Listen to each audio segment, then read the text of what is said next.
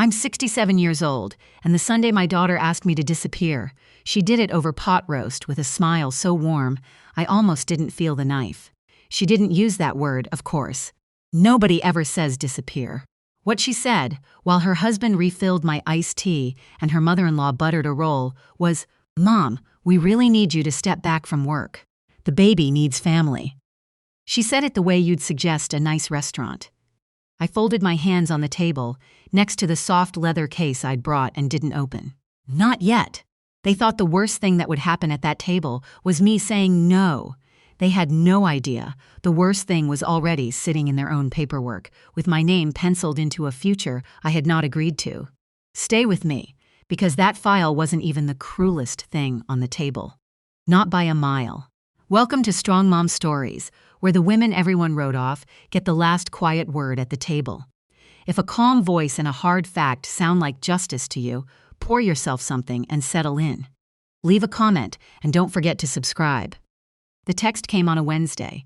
Sunday dinner, 5:30. It matters. My daughter never wrote it matters. When she wanted something, she called and talked for 40 minutes about nothing first. When she felt guilty, she texted 3 lines and went quiet. I knew the difference. I've known her since before she could spell her own name. I spent 40 years reading numbers for people who didn't want to look at their own. I'm an enrolled agent. I do taxes. I keep books for a handful of small businesses, and I still get up before 6 to read a balance sheet with my coffee because I like the quiet and I like the truth. People look at a woman my age and assume she's coasting toward the finish line, knitting and waiting on grandkids. I let them think it. It's the cheapest advantage a person can have. That same week, a thick envelope had landed in my mailbox. A bank packet, return address from a lender out of Charlotte, with my name on it and a yellow sticky note inside that just said, "Sign where flagged. Thanks," in my daughter's handwriting. 3 years back, I'd done them a favor that apparently still wasn't finished. I slid the whole thing into the case I keep for client files, an old saddle brown thing, soft at the corners, and I brought it to dinner without deciding why. I just don't like walking into a room without my facts. It's 25 minutes from my place to theirs. I live in the same 3-bedroom ranch I bought in 1989 and paid off the year I turned 61. They live behind a gate in a neighborhood where the lawns are cut on a schedule and a man in a little booth waves you through. I drove out there with that case riding shotgun and pulled up behind 2 SUVs, both new, both leased. I can read a license plate frame the way some people read a face. There was a third car, too, a clean white sedan I recognized, my son-in-law's mother, and parked crooked at the curb, my son's beat-up truck. He's a hospital tech, works nights, shows up tired and early, and never asks anyone for a thing. I sat in the driveway a minute, engine ticking, and looked at that house. A fall wreath on the door in early October. A new basketball hoop nobody played on. My daughter's silhouette in the front window, arms crossed, watching the street. The whole thing had the staged feeling of a closing, a room arranged before the client even walks in. I was the only one at that table who didn't already know what we were there to settle. Inside, it smelled like rosemary and new furniture. The baby, my grandson, 11 months old, all forehead and fat little fists, was down for the night, the monitor glowing soft blue on the marble island. My daughter hugged me with one arm and a wine glass in the other hand. Her husband poured tea for me, water for himself, wine for the women, and topped his mother's glass twice before anyone sat. "Mom's been a lifesaver with the baby on Thursdays," my daughter announced to the room, beaming. His mother nodded, like it was gospel. I said thank you. I didn't say that Thursdays were the first I was hearing of it. I've never watched that child on a Thursday in my life. My son-in-law came in loud, the way men do when they're nervous and trying to fill the air. He told me about a deal he'd closed at the dealership group he runs, a number with a lot of zeros, a sales trip to Cabo he'd earned. I raised 2 kids on a tax preparer's income and a child support check that came when it felt like it. I know the sound of a man who has money. It is very different from the sound of a man who needs you to believe he has money. On the refrigerator, under a magnet shaped like a peach, there was a printed slip, a deposit for some preschool enrichment program. $4,000, non-refundable, due Friday. $4,000 on a Friday, and I was here to be told there was no money. My son caught me reading it and looked away fast, down into his plate. He knew something. I filed that away too. We ate. Cloth napkins. A roast that had clearly come from the good butcher. Asparagus nobody finished. My son-in-law's mother talked about her timeshare in Hilton Head and her new knee. My daughter kept refilling her own glass and watching her husband like a woman, waiting for a cue she'd helped write. I ate slow, and I counted, the way I always do. 2 leased SUVs, a country club logo on the koozie by the sink, a $4,000 deposit on the fridge, and my son-in-law's mother sitting there in good earrings, being called family.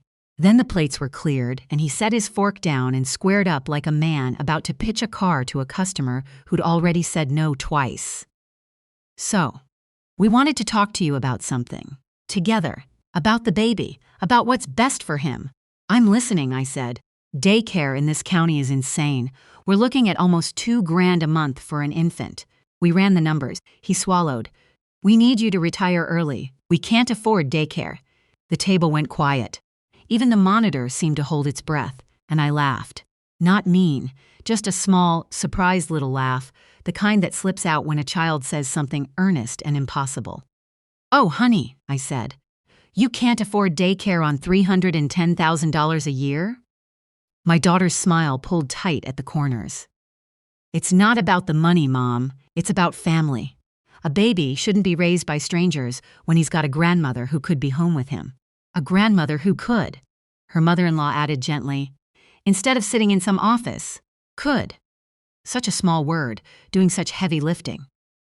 You're winding down anyway, my son-in-law said, leaning in, all warmth. You'd just be home with him. It makes sense for everybody. Winding down. I keep the books for 4 companies, and I balance every one to the penny, but sure, winding down. I looked at the 4 of them. My son-in-law hopeful, my daughter coiled tight, his mother righteous and pleased with herself, and across the table, my son staring at the wood grain like it might float him out the window. Before I answer that, I said, keeping my voice flat and easy, let me make sure I understand the numbers. I reached for my tea. Not the case. Not yet, because I knew that the second I opened that case, the night stopped being theirs. Let me back up, so the rest of this lands the way it should. I got married at 23 and divorced at 39. My daughter was 9 and my son was 6, when their father decided he liked a woman who laughed harder at his jokes. I kept the kids, the house payment, and a Buick that needed a transmission. I learned bookkeeping at night and did taxes by day, classes after the dishes were dried, ledgers at the kitchen table until the numbers swam. I made store-brand mac and cheese taste like a treat. I never once told my children we were sinking because they didn't need to carry the boat. My daughter remembers it differently. She remembers a mother who was always working, always at the kitchen table, always tired. I've heard her say it as a joke at parties. Mom married her calculator. I let that go.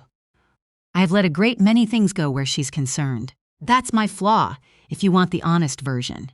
Not pride, not fear. I just never wanted to be one more weight on a kid who already had a father who left.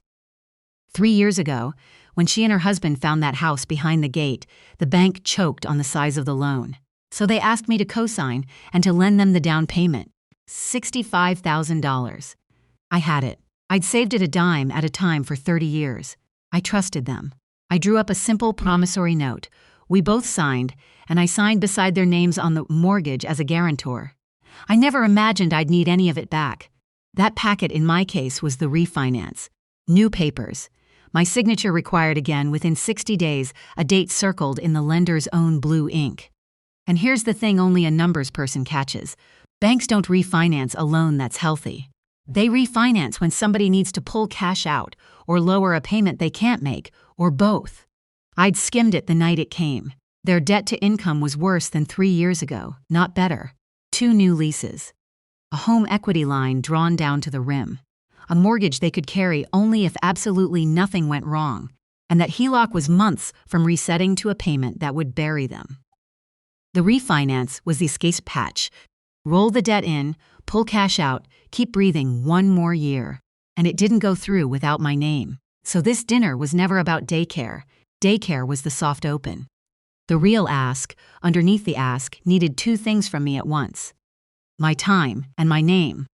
I looked at my anxious, overextended son-in-law, and I understood the shape of the trap before I'd found the bottom of it. "When's that deposit due?" I asked, nodding at the fridge. "The one on the magnet, Friday," my daughter said.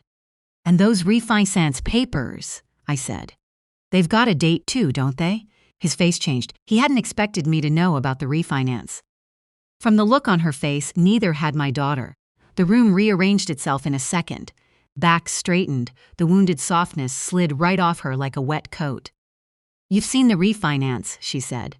"I'm a guarantor," I said mildly. "The bank mails me everything. That's how it works." I could have said no right then. Part of me wanted to. But 40 years of this work taught me one thing above all the rest. No land's a lot harder with proof stacked behind it, and I didn't have all my proof yet. I had a feeling, a file, and a circled date. So I did what I always do. I bought myself time. "Give me a week," I said. "This is a lot. Let me read everything properly, the way you know I do. I don't sign what I haven't read." The relief in that room was almost embarrassing. My son-in-law exhaled and grinned. His mother declared she'd known I'd come around. That family always does. My daughter raised her glass. "To family," she said. Everybody drank.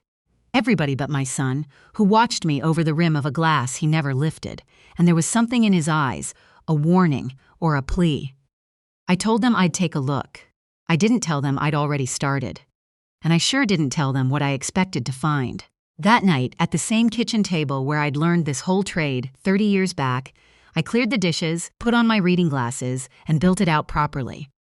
A guarantor's packet is a generous thing.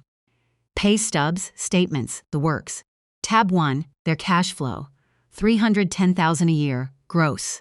After taxes and the little they put toward retirement, call it $17,000 a month landing in their accounts. More money than I ever saw in my life. Then the outflow. Mortgage, $6,200. 2 SUV leases, $1,500. The country club, $900. Dining, travel, a streaming bill the length of my arm. And daycare, infant care in their county actually runs about $1,600 a month. 19 grand a year. Real money. But not impossible money. Not on what they made. I sat back and looked at it a long time. They didn't have a daycare problem. They had a lifestyle they would not touch. Drop one lease, pause the club, and the unaffordable daycare slid right into the budget with room to spare. "We can't afford it" wasn't poverty. It was a choice in a nice dress, calling itself a crisis. They could afford daycare. They just preferred that I pay for it. In years off my life, not dollars off their card. I wrote a note in the margin and turned to a clean tab. Outside, the street was dark. Inside, the numbers were just starting to talk, and the story they told was not the one I'd been served with the pot roast. I know some of you are doing this exact arithmetic at your own table right now. The favor that's really a transfer. The "we can't afford it" that doesn't add up. If you've ever been the family ATM dressed up as a hug, type "I see it" down in the comments and subscribe, because the rest of this is for you. The pressure didn't wait the week. It started at 7 the next morning, a text from my daughter, a photo of the baby in his high chair, oatmeal in his hair, captioned, "He needs his grandma, not strangers. Please just think about him." By noon, another, "Really stressed about Friday, Mom. We're counting on you." I didn't answer. I learned a long time ago that silence is a complete sentence. Then my sister called from Ohio. "Honey, is everything okay between you and the kids?" I saw what she posted. What post? My daughter had written something on her page. No names, just enough. Heartbreaking when the people who should love your baby most choose money over family. So grateful for the ones who actually show up. The comments under it were a chorus of crying face emojis and casseroles of sympathy. For her. While I sat at home, cast as the cold grandmother who loved her office more than a baby. It's a clever weapon, that. Public shame. You don't have to prove a thing. You set the stage and let the audience supply the villain. That afternoon my son called and he was upset. "Mom, did you see it? They're telling everybody you're abandoning the baby. Aunt Carol thinks you've lost it." He paused. "There's something else, something I saw. I can't say it on the phone. Can I come by tonight?" He showed up at 9, still in his scrubs, that hospital smell on him, dark half-moons under his eyes. I made him a cup of tea he didn't drink. He wrapped both hands around it and stared into it. "I love my sister," he said. "I need you to know that first. I know it, but something's wrong over there, not just stressed. Wrong." He turned the mug in a slow circle. "A few weeks back, I was at their place, putting the baby down. The door was cracked. She was on the phone in the next room, and it wasn't a friend voice. It was a business voice, real careful, real quiet. What did she say? I only caught pieces.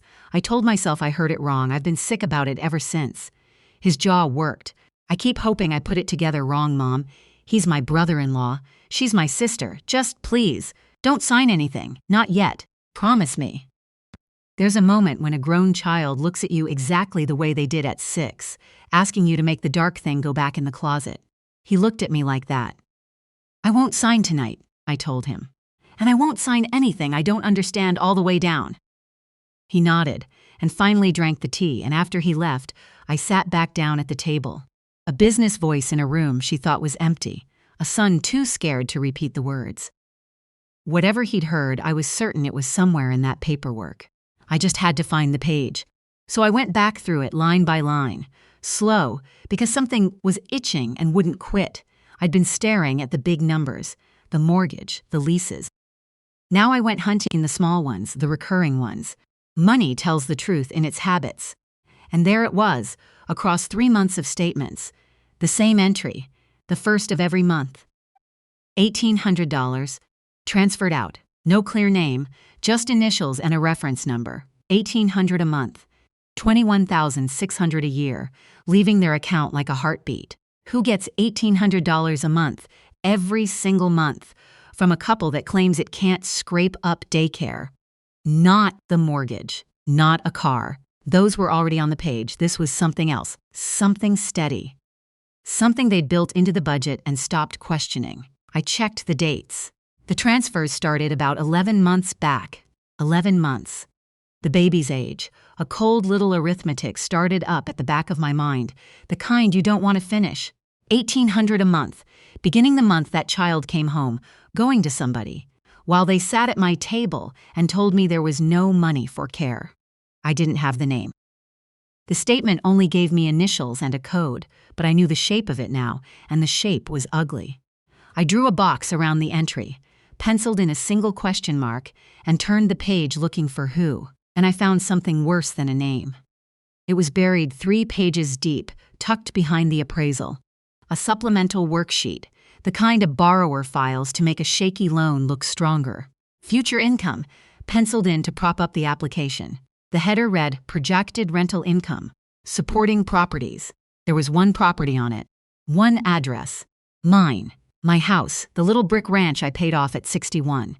The house I raised those 2 children in, where my son sat drinking tea an hour ago. Written into their loan application as a future rental. A projected monthly rent, a projected annual figure, and in the margin, in someone's neat hand, available Q2, pending family relocation. The relocation was me. I read it twice to be sure I wasn't the one who was wrong. The address was mine. The plan was not. I set the page down the careful way you set down a hot pan. My hands stayed steady. I made sure of that, because steady hands help you think. This was the thing my son couldn't say out loud. It wasn't come help with the baby. It wasn't even retire. The plan was for me to sell or rent the only home I'd ever owned outright, leave the life I'd spent 40 years building, move into their house as the live-in help, and let my equity, my address, my whole standing in the world get folded into a worksheet to keep their loan alive. They hadn't asked me. They'd already drafted it, penciled my house into their future like an asset on a balance sheet, while passing me the asparagus and calling it love. I didn't cry. I didn't call my daughter. I poured myself a glass of water, sat back down, and started a 3rd tab. If they wanted to talk about the future, I'd bring the documents showing exactly what they'd already decided about mine. I called my son in the morning and told him what I'd found. The worksheet, my address, available Q2. The line went quiet a long moment. "So I wasn't crazy," he finally said, and his voice cracked. "Tell me the rest," I said gently. "All of it. You're not the crazy one. You never were. He breathed in. The phone call. She wasn't talking to a friend. She was talking to a real estate agent. She said they were getting Mom's place ready to list in the spring. She asked what a 3-bedroom in your part of town would rent for, about staging it. His words came faster now, like a cork pulled loose. She called it, "My mother's house, Mom." Like it was already hers to sell. I didn't say anything because I figured I had to be wrong. Who plans that about their own mother? Your sister, I said, married a man with a plan, and she ran with it. I wrote down the date he'd been at the house and matched it against the worksheet. The agent call came 2 weeks before the refinance packet was even printed. 2 weeks. They'd called about my house before they ever invited me to the dinner where they would ask me to give it up. That dinner wasn't a request. It was a formality. A vote they assumed had already passed. I'd love to tell you I was shocked. I wasn't, not all the way. What I felt was quieter and harder than shock. It was the click of a deadbolt, the exact second a thing you suspect turns into a thing you know. I thanked my son. I told him to act normal, say nothing, and trust me. Then I went back to the table and I built. For 3 days I did the thing I do best. I quantified. If I retired 2 years early, what would it actually cost? Not in feelings, in dollars, real, countable dollars. My salary across those 2 years, gone. About $180,000. 2 years I wouldn't pay into Social Security, which lowers my monthly benefit for the rest of my life. The Medicare gap I'd have to cover out of pocket before I aged in. The retirement growth that wouldn't compound. And then the labor itself. They wanted full-time infant care, so I priced it honest, at market. A nanny in their county runs $20 to $22 an hour, 50 hours a week. Call it $50,000 a year, minimum, just for the work. I added it all up and looked at the total at the bottom. They weren't asking me for a favor. They were asking me to write them a check for the better part of $250,000 in income, benefits, and labor, and then to thank them for the privilege. That's when the dry part of me woke up and stretched. They wanted a babysitter. Fine. I priced the babysitter. Turns out she's expensive, highly experienced, and inconvenient for them. She's me. I built it into clean rows and bolded the total, because nobody at that table had said the plain thing out loud. Love and money are not the same, and pretending they are is exactly how people get robbed by the ones they trust. A gift is something you choose to give. What they wanted wasn't a gift. It was a withdrawal, and they'd already filled out the slip. If you're still here, you already know the hardest line on this whole spreadsheet, the one they never teach you to balance. My own child's face on one side, the rest of my life on the other. Hit subscribe so you don't miss how it landed at that table, and tell me below. Would you have brought the file or stayed home? My son-in-law called Thursday night, and I could tell he was alone, no one coaching in the background. His voice was small. Hey, so, I just wanted to talk, man, to you. He laughed, weak. Honestly, I'm drowning. We're so far underwater I can't see daylight. The house, the cars, that deposit. Every month it's a knife fight. He exhaled. She handles all our accounts. I see the panic. I never see the line items. Maybe I never wanted to look. For one breath, I forgot the worksheet, forgot the agent, forgot the 1800. He was just a scared kid handing me the truth. Then we fix it honestly, I said. You sell the house that's too big. You drop a lease. You let me sit with you both, all weekend if it takes that, and build a real plan. No, he said fast. No, that looks like failure. People would talk. A beat. There's an easier way. You retire. You're with the baby. The refinance goes through, and we keep everything. You worked your whole life. It's your turn to just be there. There it was again. The bill for his pride, handed to me with a bow on it. As if the nights I worked were a debt I now owed back. As if my whole life were a layaway plan somebody was finally collecting on. The name took one phone call and one favor. A friend from my early banking days still reads transaction codes the way I do. I gave her the reference number, nothing private, just the routing pattern, and asked what kind of account it pointed to. Personal account, she said, same bank, recurring transfer, looks like a standing family arrangement. Memo field reads childcare, mom. Childcare. Mom. But I'm the grandmother in this story, and no one had ever sent me a dime. So who's mom? I already knew. I'd known since his mother sat at that table, in her good earrings, and said grandmothers ought to step up, free of charge, with the easy confidence of a woman who has never once done a thing for free. $1,800 a month, going to my son-in-law's mother, for watching the baby the days she felt like it. I sat with that a long minute. They were already paying for childcare, $21,000 a year, every month since the baby came home. To the other grandmother. And then they'd called me to dinner to tell me there was no money and asked me to do the same job for nothing while I sold my house to float their loan. I pulled the licensed daycare quote I'd saved. $1,650 a month. They were paying his mother $1,800. The entire distance between we can't afford daycare and we already pay for childcare was $150 a month. $150 stood between their lie and the truth, and then it clicked all the way into place. If I worked for free, they could stop paying his mother and pocket the $1,800. If I relocated, they could rent my house and float the refinance. The daycare was never the prize. I was, my time, my home, my name, all of it. I wrote his mother's name on tab 3 in pen this time.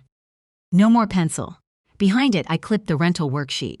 My house, her salary, their lie, all on one page. I want you to picture what they were asking me to walk away from, because they never bothered to. To them, I was a sweet old lady with a calculator and time on her hands. They had no idea what my days actually looked like. That same week, I'd finished something I'd been grinding at for 8 months. A family-owned plumbing supply outfit, 40 employees, in business since the Carter administration, had come to me 3 months from closing the doors. Bleeding cash, drowning in dead inventory, the owner ready to lay everyone off before Thanksgiving. I went in, opened the books, found the leaks, renegotiated their terms, restructured the debt, cut what was killing them, and saved what was working. That Friday, the owner called me crying. Good crying. They'd made payroll. The doors were staying open. 40 families would have a check in January. A young analyst there, 26 and sharp as a tack, caught me on the way out and said, "Ma'am, you're the best I've ever seen with numbers. It's not even close." I drove home thinking about that phrase. Winding down. The woman they wanted retired had just saved 40 jobs from her kitchen table with a laptop and a legal pad. The skill they dismissed as a hobby was the same skill about to take their dinner apart. Saturday night, I assembled it like a closing binder, because that's what calms me. Tab 1, their cash flow, proof they could carry daycare with room to spare. Tab 2, the real cost of the favor, $250,000 in income, benefits, and labor. Tab 3, the truth, $1,800 a month to his mother, labeled childcare, the rental worksheet with my address. Pending family relocation, in their own ink. I clipped it in order and slid it into the saddle brown case, and I ran my thumb along the worn corner the way you'd test the edge of a knife without meaning to. I wasn't going to argue on Sunday. Arguing is for people without documents. I was going to itemize. I thought about my grandson, asleep down their hall, 11 months old and innocent of every bit of it. I wasn't doing this to him. I'd never do this to him. I was doing it for the man he'd grow into, the one who'd someday learn how his family treated the people who loved them. A boy should learn that love is not something you bill your grandmother for. I set the case by the front door, laid my reading glasses on top of it, and slept better than I had in a week. Sunday. The gate, the lawns, the wreath still up. They'd gone all out. Candles this time, a standing rib roast. My daughter in her good pearls playing hostess, the whole cast assembled. Even her brother and his wife had been summoned, my son keeping his head down and his hands busy. My daughter poured my wine first, then her own, filling hers a touch too high. "You look wonderful, Mom. We're so glad we can finally settle this. As a family, settle. As if it were already decided." Which, in their minds, it was. His mother patted the empty chair beside her. "Come sit, dear. We were just saying how lucky that baby is. A grandmother home with him every single day." My son-in-law hovered by the kitchen refilling water nobody had touched, his smile a size too small for his face. He couldn't look at me. A man can't look at the woman he's about to sell. I set the case beside my plate, closed, quiet. My daughter's eyes flicked to it and away. "You can leave that in the car, Mom. No work tonight. Just family." "I'll keep it close," I said. You never know when you'll need to check a number. They didn't make it to dessert. She was too impatient. So, she said, setting down her fork, you've had your week. You reviewed everything, like you wanted. A thin smile. We need an answer tonight. The refinance is due, and the daycare waitlist won't hold. We just need to know you're with us, her husband said. That your family. I folded my hands. I have reviewed everything, I said very carefully. Something in the way I said it made my daughter sit up. She'd expected tears or guilt or a grateful old woman folding. She got a level voice and a closed case, and it threw her. So she reached for the weapon that had worked on me my whole life. The one that kept me quiet and accommodating and afraid of being the bad guy. She said it loud enough for the whole table. A real grandmother wouldn't put a spreadsheet ahead of her own grandson. The room went still. His mother nodded, satisfied. My son-in-law winced and said nothing. They thought she'd landed the killing blow. I let the sentence sit there in the candlelight. I let it be as ugly as it was. Then I reached up, unhurried, and put on my reading glasses. The whole table watched me do it. To them, it looked like stalling, an old woman fussing, working up the nerve to give in. My daughter actually smiled. She didn't know what the glasses meant. In 40 years, nobody who ever sat across a table from me wanted to once those glasses went on. You're right, I said, settling them on my nose. Let's not talk about feelings. My hand went to the case. Let's talk facts. I pulled it to the center of the table, between the roast and the candles, the worn brown leather on her good linen like a stone dropped in a fountain. You wanted an answer tonight, I said. You'll get a complete one. With sources. I opened it. Tab 1 is your cash flow. Your numbers, not mine. I turned the first page to face them and read it plain. $310,000 a year, $17,000 a month into their accounts. The mortgage, the leases, the club, the travel. Infant daycare in this county runs about $1,600 a month, I said, looking at them over the rims. You can carry that easily. Drop one lease, pause the club, and it's covered with room left over. You don't have a daycare problem. I let the pause do its work. You have a Tahoe problem. My son made a sound into his napkin that might have been a cough. My daughter's cheeks went blotchy. So we like nice things, she said. That's a crime now? Not at all, I said. Buy whatever you can pay for. But don't put a $4,000 deposit on your fridge and tell me there's no money. There's money. You've simply decided I should be the one to spend mine. I turned to the next page. That's tab 1. It only gets clearer. Tab 2 is the cost of the favor you called love. I read it the way I'd read it to any client. No drama, just rows. Lost salary. Lost Social Security I'd never make back. The Medicare gap. The retirement that wouldn't grow. And the work itself, priced at market. You're asking me to hand you about $250,000, I said, setting my finger on the bolded total. And to say thank you for the chance. This is insane, my daughter hissed. You're putting a price tag on your own grandson. No, I said, and I didn't raise my voice. I lowered it. You did that 11 months ago. I'm just reading you the receipt. I turned the page. The room had gone very, very still.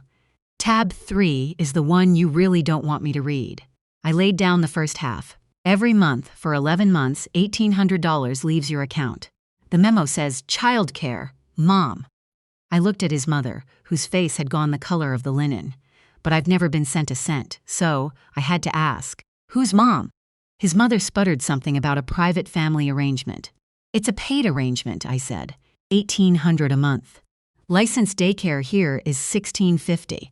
The distance between your lie and the truth is $150.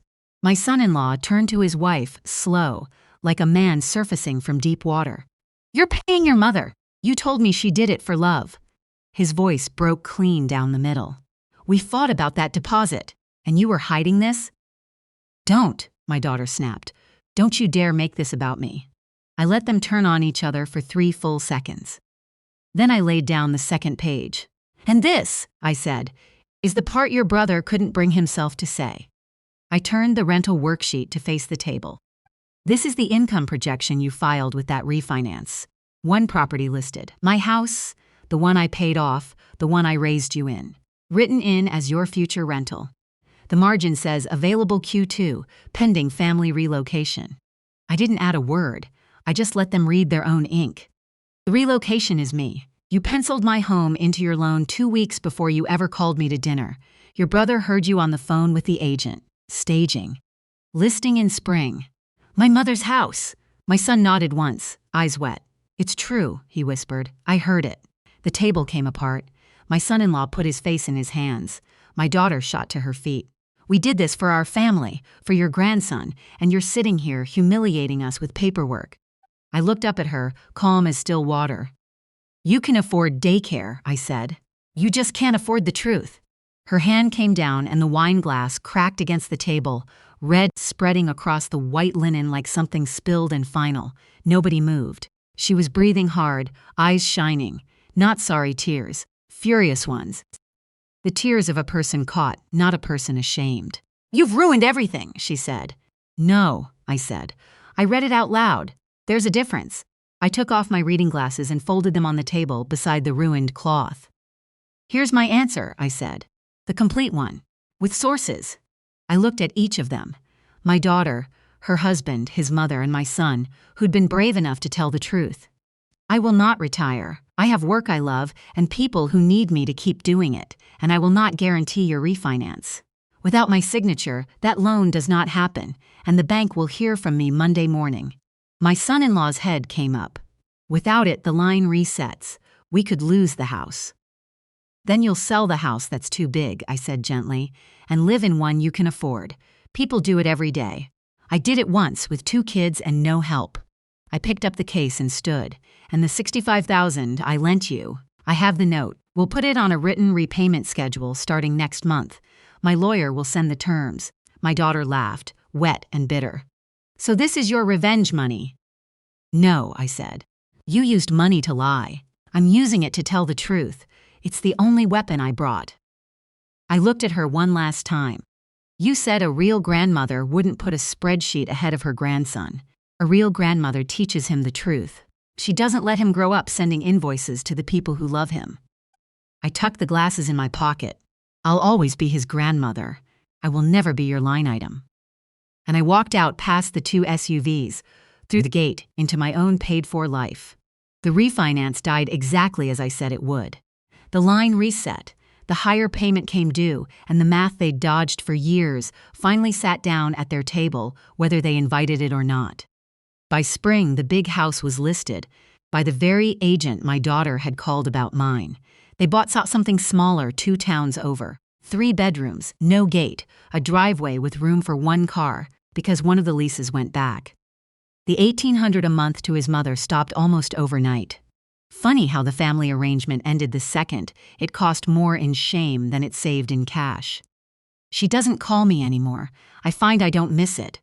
The harder thing happened quietly. For the first time in years, my son-in-law sat down with the accounts his wife had always kept to herself.